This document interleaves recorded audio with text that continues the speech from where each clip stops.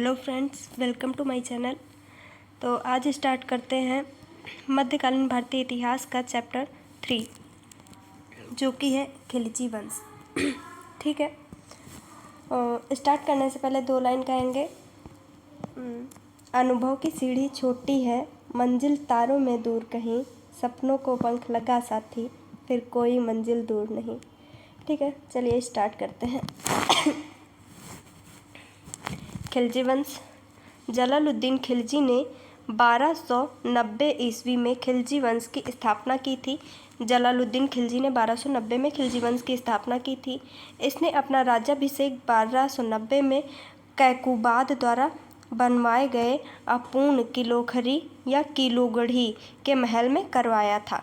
ठीक है, किसके द्वारा? कैकुबाद द्वारा। ठीक है, डॉक्टर A.L. श्रीवास्तव के अनुसार जलालुद्दीन खिलजी दिल्ली का प्रथम सुल्तान था। ठीक है, आगे कह रहा है जिसने उदार निरंकुशवाद के आदर्श को अपने सामने रखा था। ठीक है, जलालुद्दीन जब दिल्ली का सुल्तान बना तब उसने अलाउद्दीन को अमीर-ए-तुगलक का पद दिया। ठीक, तथा अपनी पुत्री का विवाह अलाउद्दीन से कर दिया। ठीक है, आगे देख लेते हैं। आगे कह रहा है मलिक छज्जू के विद्रोह को दबाने में महत्वपूर्ण भूमिका के कारण अलाउद्दीन खिलजी को कड़ा मानिकपुर की सूबेदारी प्राप्त हुई। ठीक, अलाउद्दीन दिल्ली का पहला सुल्तान था जिसने धर्म पर राज्य का नियंत्रण स्थापित किया था।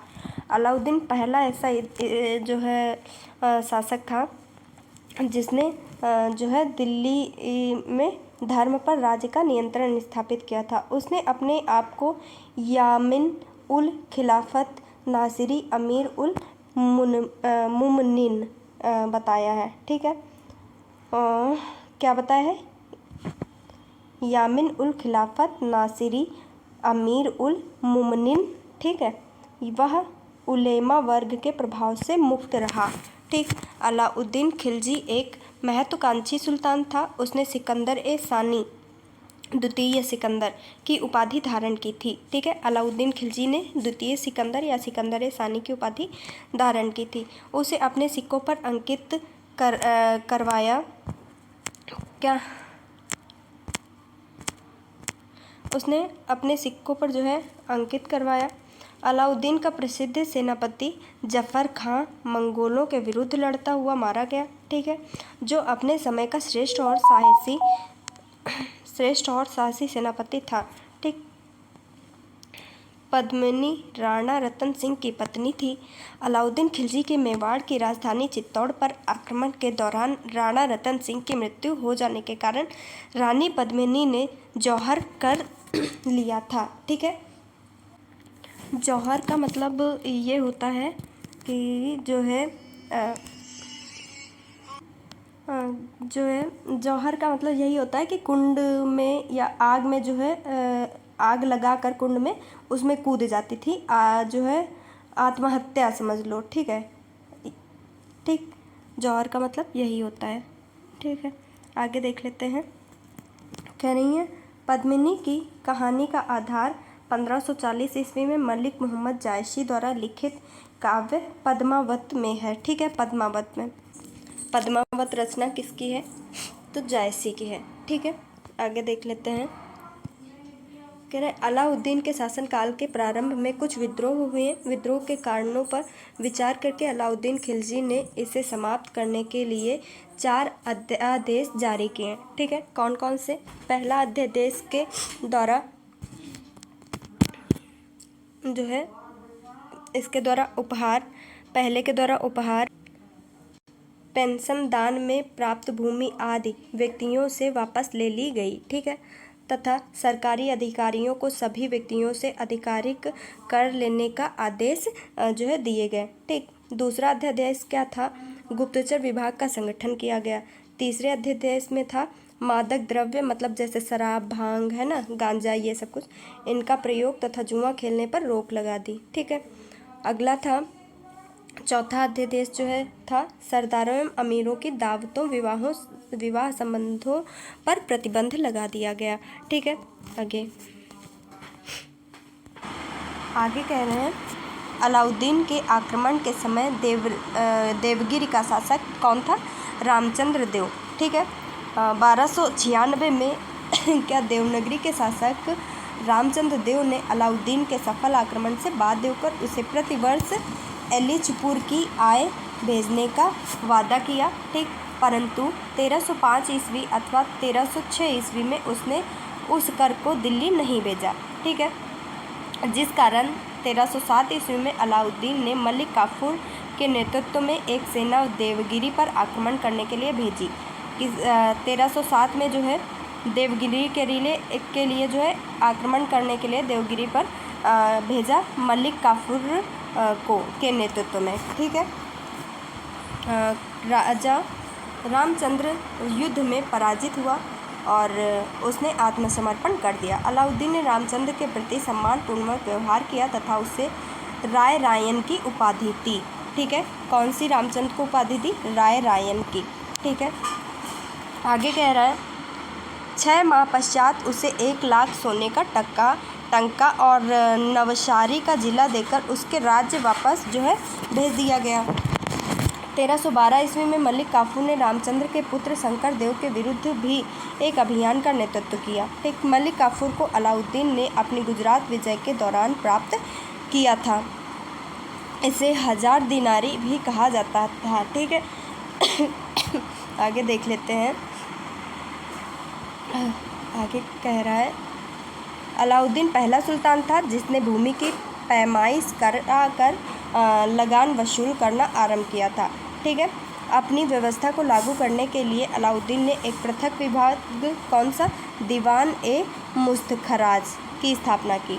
ठीक है, अलाउद्दीन ने परंपरागत लगान अधिकारियों से लगान वसूल करने का अधिकार छीन लिया था।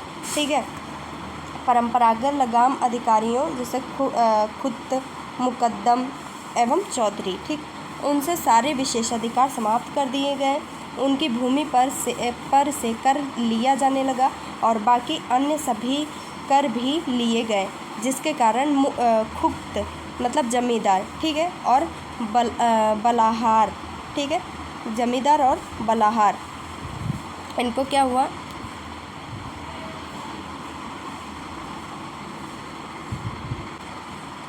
बलाहार वो थे मतलब साधारण किसान में कोई अंतर नहीं रहा। ठीक, अलाउद्दीन की राजस्व और लगान व्यवस्था का मुख्य उद्देश्य एक शक्तिशाली और निरंकुश राज्य की स्थापना करना था। उसने उन सभी व्यक्तियों से भूमि छीन ली जिन्हें वह मिल्क मतलब राज्य द्वारा प्रदत्त संपत्ति, इनाम वगैरह, ठीक है, पेंशन वगैरह में जो मिली थी, ठीक, तथा वक्फ मतलब धर्मार्थ से प्राप्त हुई भूमि, ठीक है, आदि के रूप में मिली थी। फलतः खालिशा भूमि के क्षेत्र में अत्यधिक वृद्धि हुई। ठीक है, आगे कह रहा है अलाउद्दीन खिलजी ने उपज का 50% भूमि कर या खराज के रूप में निश्चित किया। अलाउद्दीन खिलजी जो है भारत का प्रथम शासक था जिसने भूमि की वास्तविक आय पर राजस्व निश्चित किया था। ठीक है, अलाउद्दीन ने बाजार नियंत्रण या मूल नियंत्रण की नीति लागू की। अलाउद्दीन ने अपने बाजार नियंत्रण की सफलता के लिए कुशल कर्मचारी नियुक्त किए। ठीक है, उसने मलिक काबुल को सहना या बाजार का अधीक्षक नियुक्त किया। ठीक है, बरनी इन बाजार सुधारों का उद्देश्य मंगोल के विरोध एक विशाल सेना तैयार करना तथा हिंदुओं में विरोध के विचार न पनपने देना बताता है।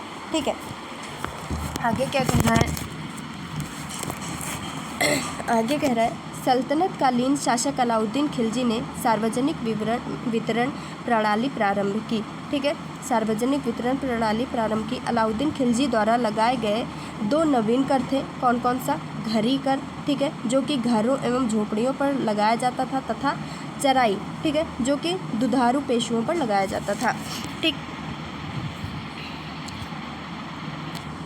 कह रहा 1306 ईस्वी के बाद अलाउद्दीन खिलजी के समय में दिल्ली सल्तनत एवं मंगोलों के बीच सीमा रावी नदी थी। ठीक है, सुल्तान गयासुद्दीन तुगलक के समय में सिर मुगल के नेतृत्व में, ठीक, मंगोल सेना ने सिंधु को अवश्य पार किया था, लेकिन समाना के सूबेदार मलिक सादी ने उन्हें हरा दिया था।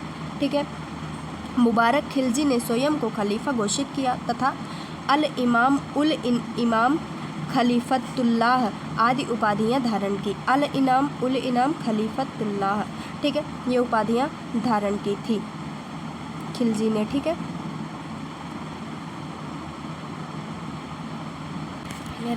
जिनके वह सर्वथा अयोग्य था। ठीक है। नासिरुद्दीन खुसरवशाह, ठीक है, हिंदू से परिवर्तित मुसलमान था। उसने अपने नाम का खुतबा पढ़वाया था। ठीक है। पैगंबर का सेनापति की उपाधि धारण की थी नासिरुद्दीन खुसरवशाह ने। ठीक है। अगला कह रहा है, इसने अपने नाम का खुतबा पढ़वाया था, पैगंबर का सेनापति की उपाधि धारण की। इसके विरोधियों ने इसे इस्लाम का शत्रु और इस्लाम खतरे में है का नारा दिया था। ठीक है। ये इम्पॉर्टेंट है, ये दोनों याद कर लीजिएगा, पढ़ लीजिएगा अच्छे से। अब आ जाते हैं प्रश्न कोश पर। पहला प्रश्न दिया है, कौन सा सुल्तान नया धर्म चलाना चाहता था किंतु उलेमा लोगों ने विरोध किया? कौन सा? अलाउद्दीन ने। ठीक है। अलाउद्दीन जो है ये नया धर्म चलाना चाहता था, लेकिन उलेमा लोगों ने जो है इसका विरोध कर दिया था। अलाउद्दीन खिलजी एक महत्वाकांक्षी सुल्तान था। उसने सिकंदर सानी या द्वितीय सिकंदर की उपाधि धारण की थी। ठीक है। उसने अपने सिक्कों पर अंकित करवाया था ये। ठीक। वह संपूर्ण विश्व को जीतने की अभिलाषा रखता था। ठीक है। और साथ ही वह एक नवीन धर्म चलाने की भी। ठीक। किंतु अपने वफादार मित्र एवं कोतवाल अला उल मुल्क की सलाह पर उसने अपना विचार त्याग दिया था। ठीक है। अगला क्वेश्चन कह रहा है, दिल्ली के किस सुल्तान ने सिकंदर सानी की मनोपाधि या उपाधि धारण की थी? सिकंदर सानी की अलाउद्दीन खिलजी ने। ठीक है। या सिकंदर द्वितीय। ठीक, वही चीज़ हम लोगों ने अभी पढ़ा, सिकंदर सानी या सिकंदर द्वितीय। ठीक है। अगला क्विज है तीसरा है, हाँ, कह रहा है अलाउद्दीन खिलजी के प्रसिद्ध सेनापतियों में किसकी मंगोलों के विरुद्ध लड़ते हुए मृत्यु हुई थी? जफ़र खां की। ठीक है। जफ़र खां की मृत्यु मंगोलों के विरुद्ध लड़ते हुए थी। अलाउद्दीन का प्रसिद्ध सेनापति जफ़र खां मंगोलों के विरुद्ध लड़ता हुआ मारा गया था। ठीक, जो अपने समय का श्रेष्ठ और साहसी सेनापति था। जफ़र खां के शौर्य और भारतीय सेना की दृढ़ता से मंगोल अत्यधिक प्रभावित थे। ठीक है। अगला कोई कह रहा है रानी पद्मिनी का नाम अलाउद्दीन की चित्तौड़ विजय से जोड़ा जाता है। उनके पति का नाम क्या था? तो राणा रतन सिंह नाम था। ठीक है। रानी पद्मिनी के पति का नाम था राणा रतन सिंह। ठीक, डी ऑप्शन करेक्ट हो जाएगा। पढ़ लेते हैं इसकी व्याख्या। पद्मिनी की कहानी का आधार 1540 ईस्वी में मलिक मोहम्मद जायशी द्वारा लिखित जो है पद्मावत में है। इसके अनुसार पद्मिनी चित्तौड़ के राजा रतन सिंह की अत्यंत सुंदर और विदुषी पत्नी थी। ठीक है। अमीर खुसरो ने सुलेमान और रानी सैबा के प्रेम प्रसंग का उल्लेख अपने ग्रंथ में किया था। ठीक, और उसने अपने संकेतों में अलाउद्दीन की समता सुलेमान से तथा पद्मिनी की तुलना सैबा से की थी। ठीक है। संभवतः इसी को आधार मानकर मलिक मोहम्मद जायशी ने पद्मावत की रचना की और राणा रतन सिंह की रानी पद्मिनी की कहानी बनी। ठीक है। अगला क्वेश्चन कह रहा है, 1000 दिनार नाम से किसे जाना जाता था? तो ये हम लोगों ने पढ़ा था, मलिक काफूर। ठीक है। 1000 दिनार मलिक काफूर दे रखा है। 1000 दिनार के नाम से जो है मलिक काफूर को जाना जाता था। इसे अलाउद्दीन खिलजी ने अपनी गुजरात विजय के दौरान प्राप्त किया था। ठीक है। क्वेश्चन है, कह रहा है कथन है और दूसरा कारण है, तो आपको बताना है सही क्या है। ठीक, पहला कह रहा है अलाउद्दीन के दक्षिणी अभियान धन प्राप्ति के अभियान थे। ठीक है। तो ये ए ऑप्शन आपका करेक्ट है। कारण कह रहा है यह दक्षिणी राज्यों को कब्जे में करना चाहता था। तो आर आपका जो है रॉन्ग है, ए सही है किंतु आर गलत है। ठीक है। देख लेते हैं ऑप्शन। पहले में दे रखा है ए तथा आर दोनों सही हैं, किंतु आर ए की व्याख्या नहीं करता है, तो ये गलत हो जाएगा। ऑप्शन सी आपका करेक्ट हो जाएगा। ए सही है परंतु आर जो है गलत है। ठीक, पढ़ लेते हैं व्याख्या। डॉक्टर एस लाल ने लिखा है, धन के लालच और गौरव की लालसा ने अलाउद्दीन को भी दक्षिण के सभी राज्यों पर एक के बाद एक आक्रमण करने की प्रेरणा दी। दक्षिण भारत के इन राज्यों पर आक्रमण करने का अलाउद्दीन का मुख्य उद्देश्य धन और विजय की लालसा ही थी। ठीक है, उनकी आंतरिक नीति में हस्तक्षेप नहीं था। ठीक है, वह इन दक्षिण राज्यों को अपने कब्जे में करना नहीं चाहता था, सिर्फ जो है वह धन का लालच था उसका। ठीक है, इसीलिए वो जो है उधर गया। आगे देख लेते हैं। अगला क्वेश्चन दे रखा है, अलाउद्दीन खिलजी के आक्रमण के समय देवगिरी का शासक कौन था? तो हम लोगों ने पढ़ा था रामचंद्र देव। ठीक है, अलाउद्दीन के आक्रमण के समय देवगिरी, ठीक है, देवनगरी हम बार बार बोल दे रहे हैं लेकिन देवगिरी है। ठीक है, देवगिरी का शासक रामचंद्र था। 1296 ईस्वी में देवगिरी के शासक रामचंद्र देव ने अलाउद्दीन के सफल आक्रमण से बाध्य होकर उसे प्रतिवर्ष एलिचपुर की आय भेजने का वादा किया था, परंतु हुआ ये जो है इन्होंने 1305 ईस्वी तथा 1306 ईस्वी में उसने जो है जाकर दिल्ली नहीं भेजा। तब उसने क्या किया, अलाउद्दीन ने 1307 ईस्वी में अलाउद्दीन ने मलिक काफूर के नेतृत्व में एक सेना देवगिरी पर आक्रमण करने के लिए भेजी, जिसमें जो रामचंद्र था या जो है युद्ध हार जाता है। ठीक है, और खुद को आत्मसमर्पित कर देता है। ठीक, आगे क्वेश्चन कह रहा है कि सूची 1 को सूची 2 से सुमेलित कीजिए। ठीक है, सुमेलित करते हैं। ठीक, पहला दे रखा है रणथंभौर, तो रणथंभौर का हो जाएगा आपका हमीरदेव। ठीक है, हमीरदेव। और चित्तौड़ दे रखा है तो चित्तौड़ हो जाएगा राजा रतन सिंह। ठीक है, चित्तौड़ के।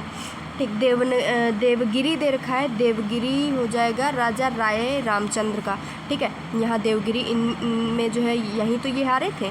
ठीक, और गुजरात हो जाएगा कर्णदेव का। ठीक है, तो पहले का है चौथा, तो पहले का चौथा इसमें दिया है, लेकिन सॉरी पहले का है तीसरा। ठीक है, लेकिन इसमें चौथा दे रखा है, तीसरा डी में दिया है। ऑप्शन डी आपका सही हो जाएगा। हाँ, ऑप्शन डी सही हो जाएगा। दे रखा है यहाँ पे, ये दे रखा है, आप लोग रिपीट कर लीजिएगा। अगला क्वेश्चन फिर से कह रहा है, अलाउद्दीन खिलजी की निम्नलिखित विजयों को कालानुसार व्यवस्थित कीजिए। ठीक है, कौन सी पहले हुई, उसके बाद कौन सी हुई, उसके बाद कौन सी, उसके बाद कौन सी, ये चीज़ आपको करना है। ठीक, तो देख लेते हैं आगे। तो सबसे पहले गुजरात की, ठीक है, और फिर जो है रणथंभौर की। ठीक है, तो हो जाएगा दूसरी, पहली, फिर इसके बाद हमको देखना पड़ेगा कौन सी होगी। इसके बाद शायद हो जाएगी दूसरी, पहले गुजरात जीतता है, फिर रणथंभौर जीतता है, फिर चित्तौड़ और उसके बाद वारंगल। ठीक है, चौथी और तीसरी, इस तरह से होगा, या तो इसमें कुछ कन्फ्यूजन होगी। हाँ, चौथी तीसरी आपका यही सही हो जाएगा, ऑप्शन डी। ठीक है, आगे देख लेते हैं।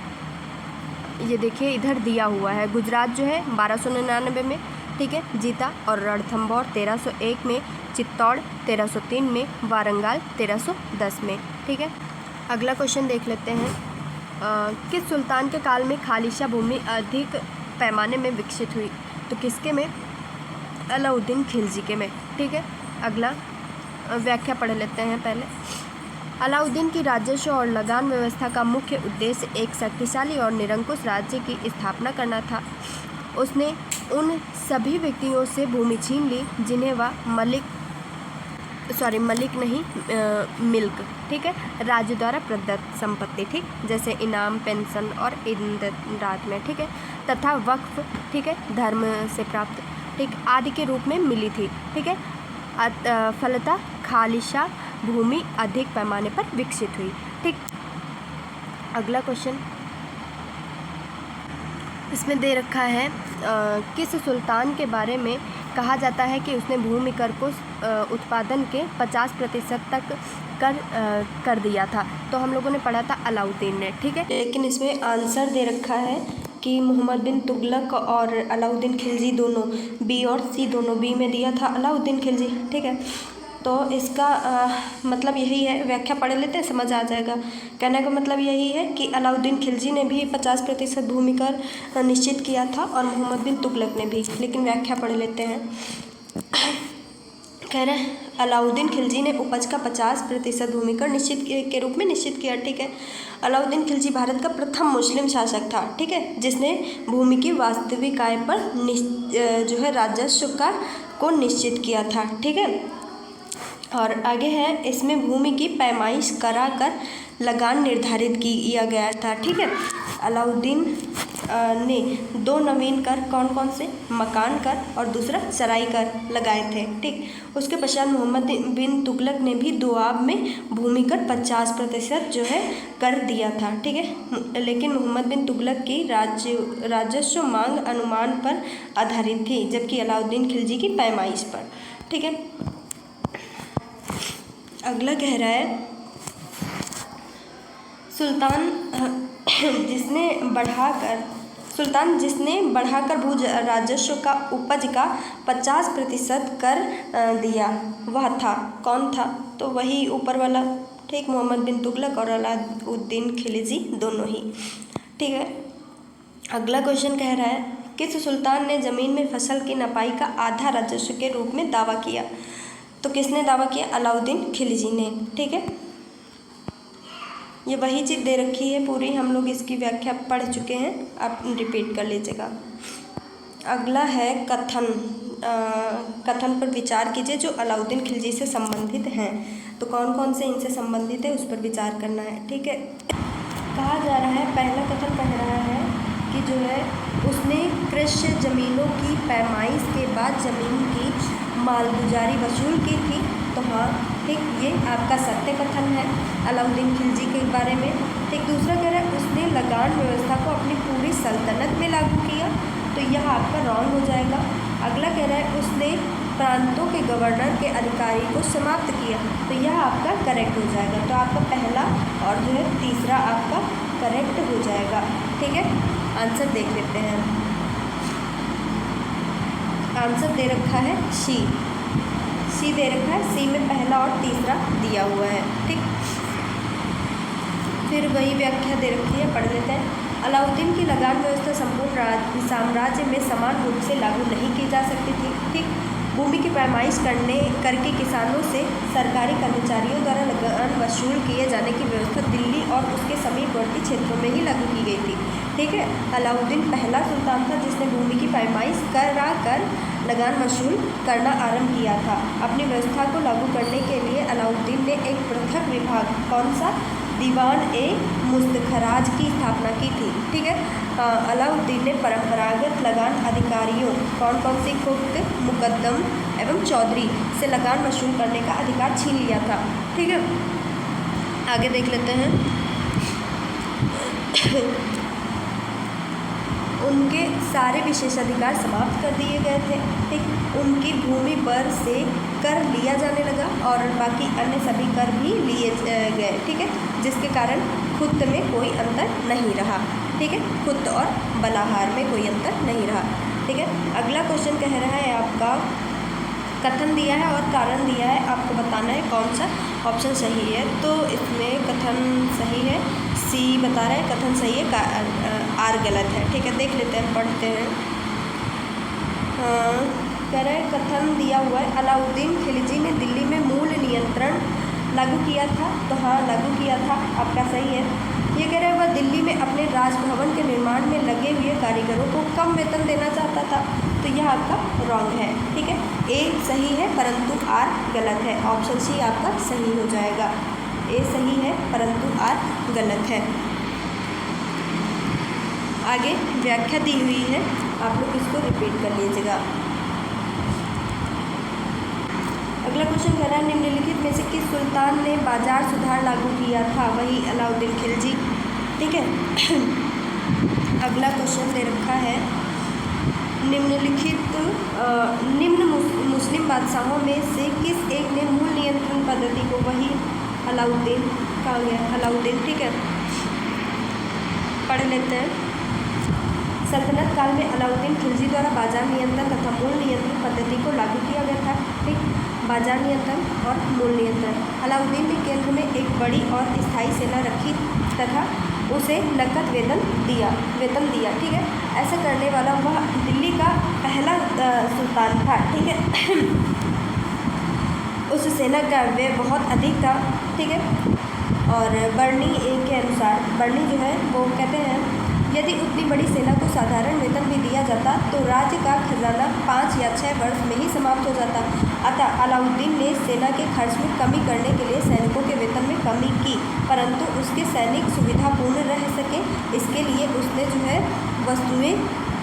वस्तुओं के मूल्य निश्चित किए और उनकी दरें कम की। ठीक है, अगला क्वेश्चन कह रहा है बाजार नियंत्रण प्रथा लागू की, बस वही अलाउद्दीन खिलजी। अगला कह रहा है बाजार कीमतों को नियंत्रण करने पर अलाउद्दीन के प्रयास ने बहुत सफलता प्राप्त की। ठीक है, अगला पढ़ लेते हैं। अलाउद्दीन का आर्थिक सुधार मुख्यतः एक बड़ी सेना का भरण पोषण, कालाबाजारी को रोकना और विद्रोह पर अंकुश लगाने के लिए था। इन सब के लिए सुल्तान ने बाजार में मूल नियंत्रण के लिए कई नियम और प्रमुख अधिकारियों की नियुक्ति की थी। उसने मलिक कबूल को सहना तथा बाजार अधीक्षक नियुक्त किया। ठीक है, और उसको मूल्य में स्थिरता बनाए रखने के लिए कई सहायक और विस्तृत अधिकार दिए। ठीक है, जिससे नियमों को उसने बड़ी कठोरता से लागू किया, जिसका परिणाम हुआ कि मुनाफाखोरी और कालाबाजारी बंद हो गई। ठीक, क्वेश्चन नंबर 21 का कह रहा है निम्नलिखित में से किस मध्यकालीन शासक सार्वजनिक वितरण प्रणाली किसने जो सार्वजनिक वितरण प्रणाली प्रारंभ की थी? अलाउद्दीन खिलजी ने। ठीक है, अगला सल्तनत काल में सार्वजनिक वितरण प्रणाली वही अलाउद्दीन। घरी और ग्रह कर अभी हम लोगों ने पढ़ा था अलाउद्दीन। ठीक है,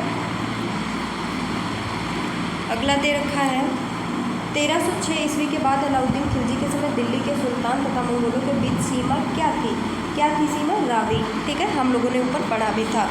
ठीक, अगला क्वेश्चन देख लेते हैं, पढ़ लेते हैं व्याख्या पहले। 1306 के बाद अलाउद्दीन खिलजी के समय में दिल्ली सल्तनत एवं मंगोलों के बीच सीमा रावी नदी थी। 1306 ईस्वी में कबक के नेतृत्व में मंगोल आक्रमण हुआ, जिससे रावी नदी के तट पर अलाउद्दीन के एक विश्वासपात्र गुलाम अधिकारी मलिक इज़्ज़-उद-दीन काफर ठीक है सुल्तानी द्वारा रोक दिया गया था। ठीक, और रावी नदी मंगोल और खिलजी साम्राज्य की सीमा बनाई गई। ठीक है, अगला क्वेश्चन कह रहा है भारतीय इतिहास के संदर्भ में निम्नलिखित कथनों पर विचार कीजिए। तो विचार करने से पहले हम आंसर देख लेते हैं इसका।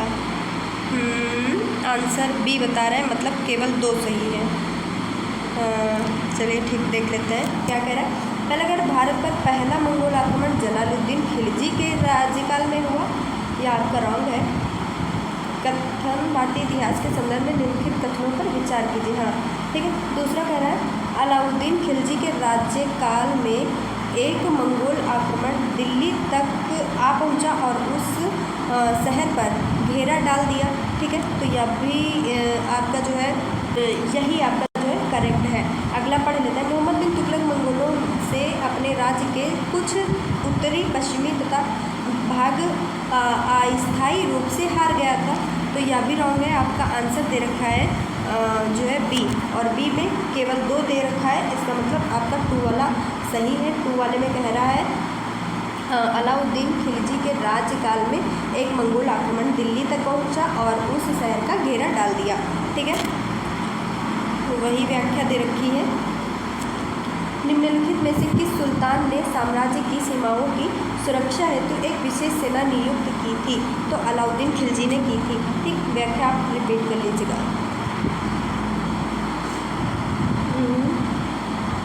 क्वेश्चन नंबर 27 कह रहा है निम्नलिखित युग्मों में से कौन सही सुमेलित नहीं है?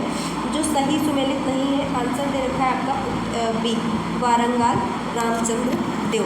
तो रामचंद्र देव का हम लोगों ने वारंगाल तो पढ़ा नहीं था, तो क्या पढ़ा था?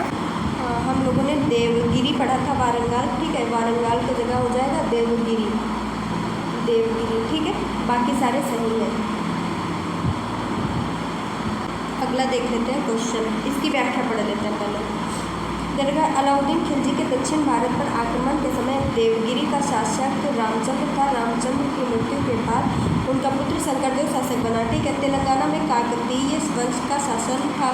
ठीक, यहाँ का तत्कालीन शासक प्रताप रुद्र द्वितीय था। इसकी राजधानी वारंगल थी। शेष अन्य विकल्प जो है सही सुमेलित है। ठीक है। अगला क्वेश्चन 28 कह रहा है, ये जो है बीपीएससी प्री री एग्ज़ाम 2022 में पूछा गया। कह रहा है निम्न में से किसने खलीफा की शक्ति का विरोध किया था। तो खलीफा की शक्ति मतलब उपर्युक्त में से कोई नहीं और उपयुक्त में से एक से अधिक। इसकी व्याख्या पढ़ लेते हैं। व्याख्या कह रहे हैं विकल्पगत किसी भी सुल्तान ने खलीफा की शक्ति का विरोध नहीं किया था। ठीक, इल्तुतमिश ने खलीफा की मान्यता प्राप्त जरूर की थी, परंतु बंगाल के सुल्तान गयासुद्दीन ने भी खलीफा से मान्यता प्राप्त की थी। ठीक, जिस पर आक्रमण कर इल्तुतमिश ने एक तरीके से खलीफा की सत्ता का विरोध भी किया था। ठीक है। अलाउद्दीन खिलजी, बलबन, मोहम्मद बिन तुगलक सभी व्यवहारिक रूप में स्वतंत्र शासक ही थे, लेकिन किसी ने खलीफा की शक्ति या सत्ता का विरोध नहीं किया था। ठीक है। केवल मुबारक खिलजी था जिसने स्वयं खलीफा की उपाधि ली थी। इस तरह उसने खलीफा की सत्ता का विरोध किया था। ठीक है। अगला और आखिरी क्वेश्चन कह रहा है, अरे रुक जा, अगला और आखिरी क्वेश्चन कह रहा है दिल्ली सल्तनत के किस शासक ने अपने आप को खलीफा घोषित किया था। ठीक है। मुबारक खिलजी ने। अभी हम लोगों ने ऊपर भी पढ़ा। ठीक, पढ़ लेते हैं। अलाउद्दीन खिलजी की मृत्यु के पश्चात मलिक काफूर ने मुबारक खिलजी को कैद कर कारावास में डाल दिया। ठीक है। बाद में कैद से मुक्त होकर वह सुल्तान बन गया। उसने स्वयं को खलीफा घोषित कर दिया तथा अल-इनाम उल इनाम तथा खलीफतुल्लाह की उपाधि धारण की। ठीक है। सॉरी अभी एक क्वेश्चन और दिया हुआ बाकी था आपको। 1303 में काकतीय शासक की सेना ने निम्न में से किसकी सेना को वारंगल में परास्त किया था। तो अलाउद्दीन खिलजी की सेना को। ठीक है। व्याख्या वही दे रखा है। 1303 में काकतीय शासक प्रताप रुद्रदेव द्वितीय द्वारा अलाउद्दीन खिलजी की सेना को हराया गया था।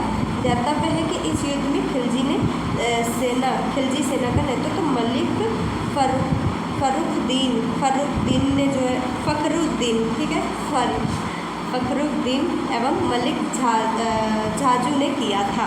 बहुत अजीब अजीब वर्ड है। ठीक है। ये आपका लिखा है जो है फखरुद्दीन एवं मलिक झाजू। ठीक है। आज का चैप्टर कंप्लीट हो गया। आज की वीडियो यहीं तक। वीडियो पसंद आए तो लाइक शेयर कमेंट कीजिएगा।